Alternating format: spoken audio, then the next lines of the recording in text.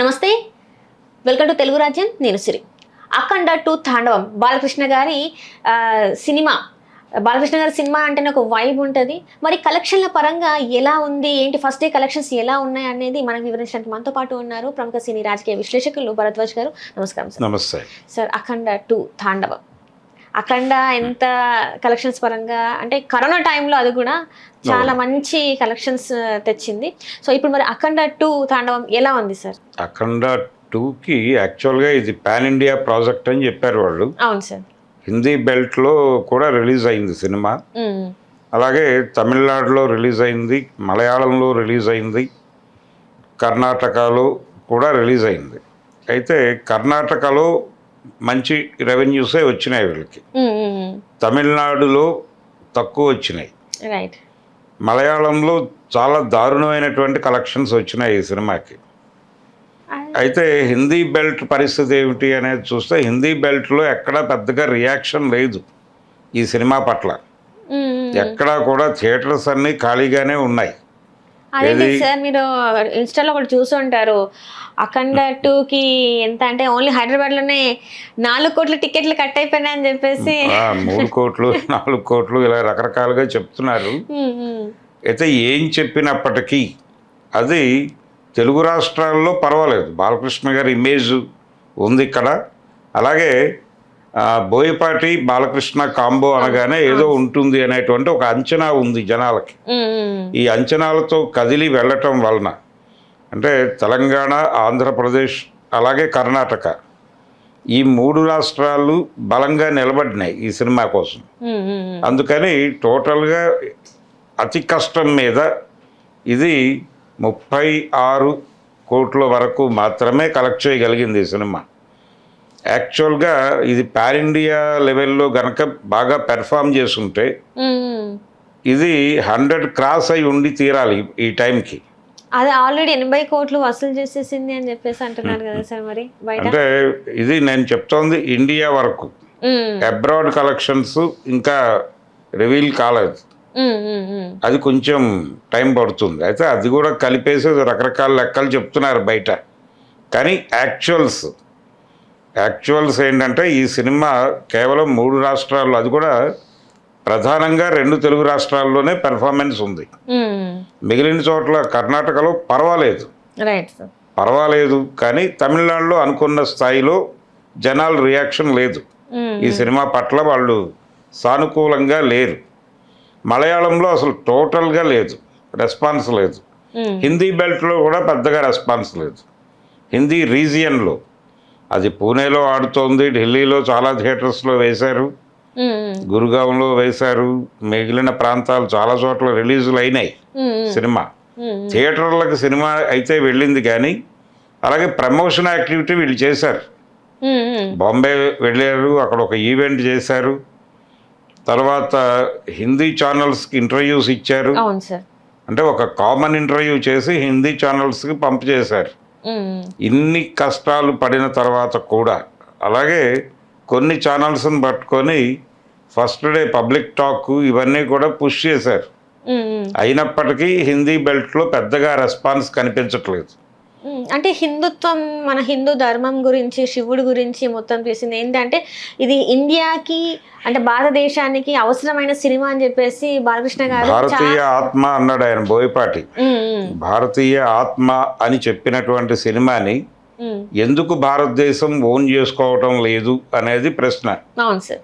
ఇది హిందుత్వ అనేటువంటి కంటెంట్ హిందూ మతం ప్రమాదంలో ఉంది అని చెప్పడం, హిందూ మతం ప్రమాదంలో ఉంది, దీన్ని కాపాడుకోవాల్సిన అవసరం ఉంది ఈ దేశాన్ని. అంటే ఈ సినిమాలో చాలా స్ట్రైట్ అవే పాకిస్తాన్ని విలన్గా చూపిస్తూనే కొంచెం చైనా మీద ఎక్కువ కేంద్రీకరణ ఉంది. చైనా మీద ఎక్కువ కేంద్రీకరణ ఉండటం అనేది ఒక లీడ్ తీసుకున్నారు వీళ్ళు. తీసుకుని దానిలో భాగంగానే దాని మీద ఒక సెటరికల్ డైలాగ్ కూడా ఉంది సినిమాలో.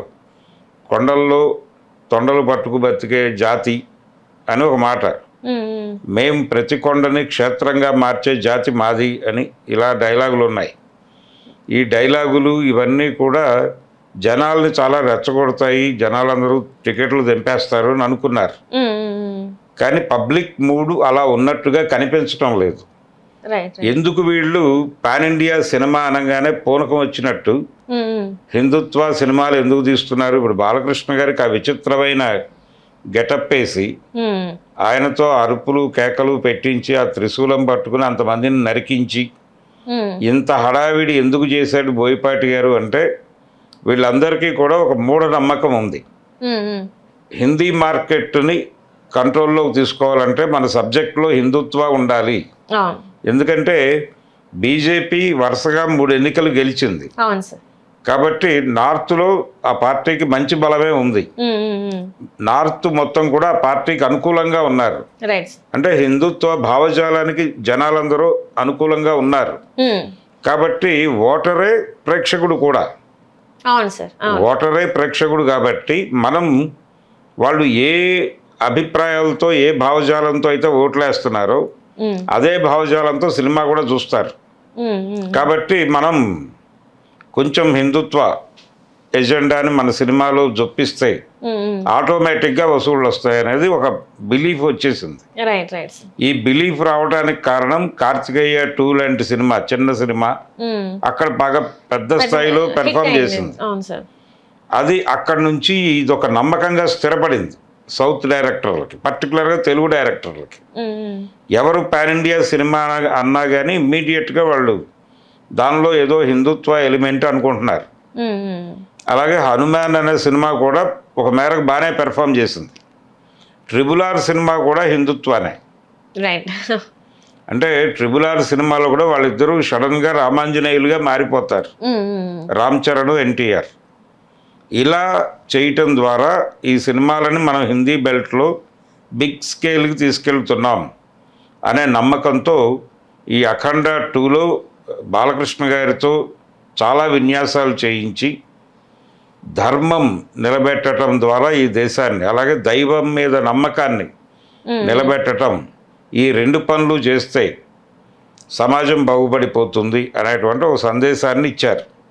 ఇచ్చి ఈ ప్రభుత్వాన్ని కోల్చడానికి రకరకాల కుట్రలు జరుగుతున్నాయి కేంద్ర ప్రభుత్వాన్ని అనేది కూడా కథలో అంతర్లీనంగా నడుస్తుంది. అందులో కాంగ్రెస్ పార్టీ మీద సెటైర్ వేశారు. కాంగ్రెస్ పార్టీ మీద సెటైర్ ఉంది, అలాగే లోకల్ స్థాయిలో వైసీపీ లాంటి పార్టీ మీద కూడా ఒక సెటైర్ ఉంది. ఇవన్నీ జొప్పించి అంటే తెలుగుదేశం క్యాడర్ని సంతృప్తిపరుస్తూ అలాగే భారతీయ జనతా పార్టీ క్యాడర్ని సంతృప్తిపరచడం అనే కార్యక్రమం కూడా తీసుకున్నారు వీళ్ళు వాంటెడ్గా. ప్రధానమంత్రి పాత్ర ఉంది ఆ సినిమాలో. చాలా సన్నివేశాల్లో ప్రధానమంత్రి గారు కనిపిస్తారు. ఆ క్యారెక్టర్ని సర్వదమన్ బెనర్జీతో చేయించారు.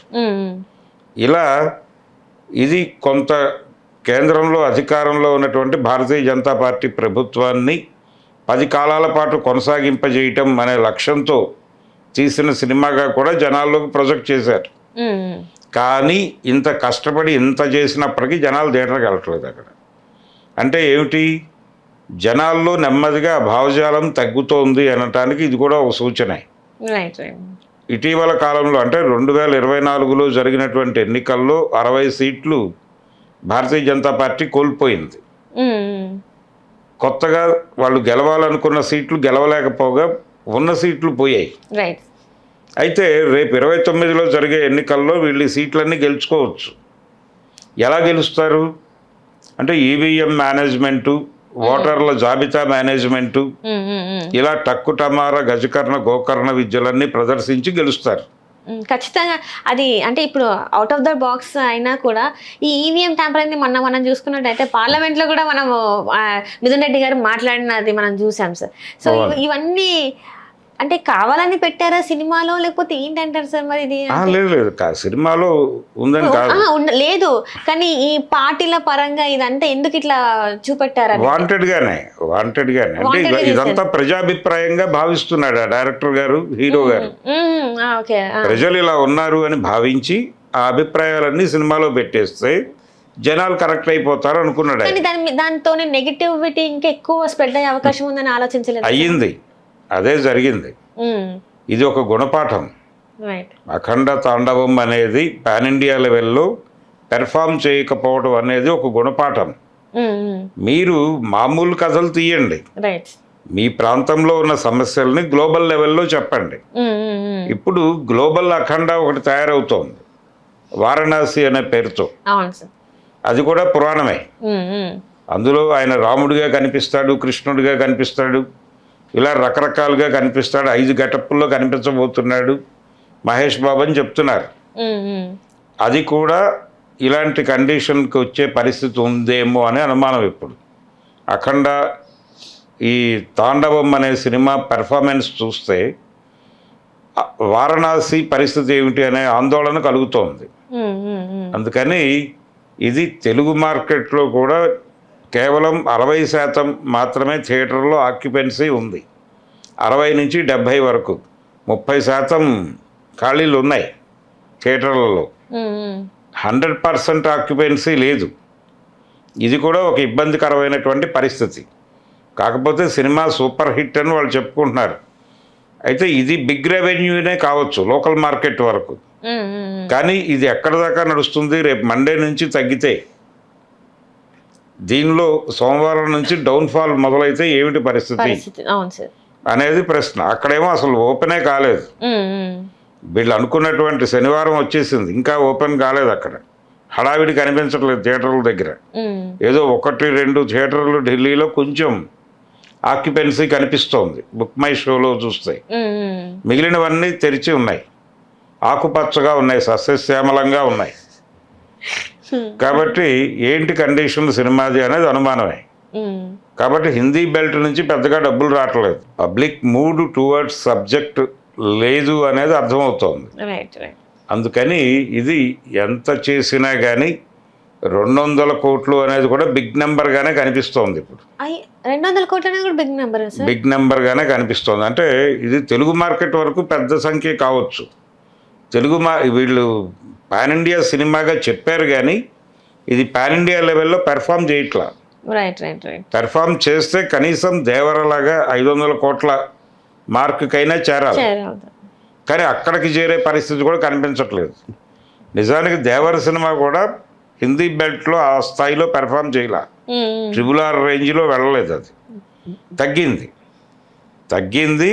కాకపోతే ఎన్టీఆర్ కొంచెం నోన్ ఫేస్ కాబట్టి కొన్ని ఏరియాల్లో నిలబడింది సినిమా. అందుకని వాళ్ళు 500 కోట్ల వరకు పెర్ఫామ్ చేయగలిగారు. ప్రభాస్ గారి కల్కి కూడా 700 దాటి అలా నెమ్మదిగా 1000 కోట్ల దగ్గరికి చేరి ఆగింది. సలార్ 700 కోట్ల దగ్గర ఆగింది. కాబట్టి బాహుబలి లాగా 1700 కోట్లు, పుష్ప 2 లాగా 1800 కోట్లు కొట్టేస్తాం మేము అనేవన్నీ మాట్లాడారు. కానీ అంత కండిషన్ లేదు, ఆ లెవెల్కి వెళ్ళే కండిషన్ అయితే ఈ సినిమాకి కనిపించడం లేదు కనుచూపు మేరలో. అందుకని అఖండ తాండవం అనేటువంటి pan India venture Nandamuri Balakrishna గారి మీదుగా పాన్ ఇండియా మార్కెట్ని క్యాప్చర్ చేయాలని బోయపాటి గారు కన్న కళ సాకారం అయ్యే పరిస్థితి అయితే కనిపించడం లేదు. అఖండ ఈ తాండవం అనే సినిమా పెర్ఫార్మెన్స్ చూస్తే వారణాసి పరిస్థితి ఏమిటి అనే ఆందోళన కలుగుతోంది. అందుకని ఇది తెలుగు మార్కెట్లో కూడా కేవలం 60% మాత్రమే థియేటర్లో ఆక్యుపెన్సీ ఉంది. 60 నుంచి 70 వరకు, 30% ఖాళీలు ఉన్నాయి థియేటర్లలో. 100% ఆక్యుపెన్సీ లేదు. ఇది కూడా ఒక ఇబ్బందికరమైనటువంటి పరిస్థితి. కాకపోతే సినిమా సూపర్ హిట్ అని వాళ్ళు చెప్పుకుంటున్నారు.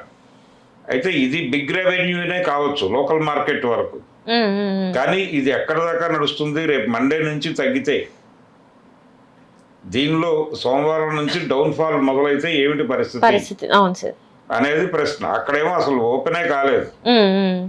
వీళ్ళు అనుకున్నటువంటి శనివారం వచ్చేసింది, ఇంకా ఓపెన్ కాలేదు. అక్కడ హడావిడి కనిపించట్లేదు థియేటర్ల దగ్గర. ఏదో 1-2 థియేటర్లు ఢిల్లీలో కొంచెం ఆక్యుపెన్సీ కనిపిస్తోంది బుక్ మై షోలో చూస్తే. మిగిలినవన్నీ తెరిచి ఉన్నాయి, ఆకుపచ్చగా ఉన్నాయి, సస్యశ్యామలంగా ఉన్నాయి. కాబట్టి ఏంటి కండిషన్ సినిమాది అనేది అనుమానమే.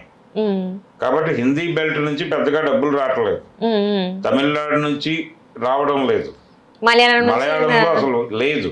ఓన్లీ కర్ణాటక నుంచి వెళ్ళి కర్ణాటక నుంచి వస్తుంది. ఓవర్సీస్ అంటే మళ్ళీ బయట చూసుకుంటే ఎలా ఉంది సార్? మరి బయట ఓవర్సీస్ లో కూడా అంటే ప్రీమియర్స్ కి రెస్పాన్స్ బానే ఉంది. ప్రీమియర్స్ తర్వాత రోజు అంటే శుక్రవారం పర్వాలేదు, అక్కడ కూడా భారీగా లేదు, ఒక మేరకు ఉంది అంతే. ఈ రోజు శనివారం వీకెండ్ అనుకుంటున్నాం మనం, ఈ వీకెండ్ కూడా పర్వాలేదు, రేపు కూడా పర్వాలేదుగానే ఉంటుంది. కానీ మండే నుంచి అక్కడ కూడా కండిషన్ తేడానే, కాబట్టి ఇక్కడ తేడా జరిగే అవకాశం ఉంది. ఇది రకరకాల అంచనాలు ఉన్నాయి ఈ సినిమా మీద. 1000 కోట్ల మార్కెట్లోకి వెళ్తారా, 500 కోట్ల మార్కెట్లోకి వెళ్తారా, ఇలా రకరకాల చర్చలు జరిగినాయి రిలీజ్కి ముందు. అంటే ఇప్పుడు ఆల్రెడీ ఒక న్యూస్ ఏంటంటే ఈ 1 week లోనే 150 కోట్లకు పైన వసూలు చేసేస్తుంది సినిమా అని చెప్పేసి మాట్లాడుతున్నారు కదా సార్. కష్టం అంటారా సార్? లేదు, అంటే థియేటర్కల్గా అంత భారీ డబ్బులు వసూలు చేసే కండిషన్లో కనిపించట్లేదు cinema. Public mood towards subject లేదు అనేది అర్థమవుతోంది. Right right. అందుకని ఇది ఎంత చేసినా కానీ 200 కోట్లు అనేది కూడా బిగ్ నెంబర్ గానే కనిపిస్తోంది. 200 కోట్లు అనేది కూడా big number sir? Big number గానే కనిపిస్తోంది. అంటే ఇది తెలుగు మార్కెట్ వరకు పెద్ద సంఖ్య కావచ్చు. వీళ్ళు పాన్ ఇండియా సినిమాగా చెప్పారు కానీ ఇది పాన్ ఇండియా లెవెల్లో పెర్ఫామ్ చేయట్లా. Right right right. పెర్ఫామ్ చేస్తే కనీసం దేవరలాగా 500 కోట్ల మార్కుకైనా చేరాలి, కానీ అక్కడికి చేరే పరిస్థితి కూడా కనిపించట్లేదు. నిజానికి దేవర సినిమా కూడా హిందీ బెల్ట్లో ఆ స్థాయిలో పెర్ఫామ్ చేయాల, ట్రిబుల్-R రేంజ్లో వెళ్ళలేదు, అది తగ్గింది. కాకపోతే ఎన్టీఆర్ కొంచెం నోన్ ఫేస్ కాబట్టి కొన్ని ఏరియాల్లో నిలబడింది సినిమా, అందుకని వాళ్ళు 500 కోట్ల వరకు పెర్ఫామ్ చేయగలిగారు. ప్రభాస్ గారి కల్కి కూడా 700 దాటి అలా నెమ్మదిగా 1000 కోట్ల దగ్గరికి చేరి ఆగింది. సలార్ 700 కోట్ల దగ్గర ఆగింది. కాబట్టి బాహుబలి లాగా 1700 కోట్లు, పుష్ప 2 లాగా 1800 కోట్లు కొట్టేస్తాం మేము అనేవన్నీ మాట్లాడారు. కానీ అంత కండిషన్ లేదు, ఆ లెవెల్కి వెళ్ళే కండిషన్ అయితే ఈ సినిమా కనిపించడం లేదు కనుచూపు మేరలో. అందుకని అఖండ తాండవం అనేటువంటి pan India venture Nandamuri Balakrishna గారి మీదుగా పాన్ ఇండియా మార్కెట్ని క్యాప్చర్ చేయాలని బోయపాటి గారి కన్న కళ సాకారం అయ్యే పరిస్థితి అయితే కనిపించడం లేదు. Right right sir, right. Thank you so much sir. Thank you. Hello, Telugu రాజ్యం ఛానల్ చూస్తున్నారా? సామాజిక రాజకీయ జీవన చిత్రణే తెలుగు రాజ్యం. అతిశయోక్తులు అసత్యాలు ఉండవు. రాజకీయ కోణం కాదు, ప్రజా కోణమే కొలబద్ద. తెలుగు రాజ్యం వీక్షణ మీ ఉత్తమ అభిరుచికి నిదర్శనం.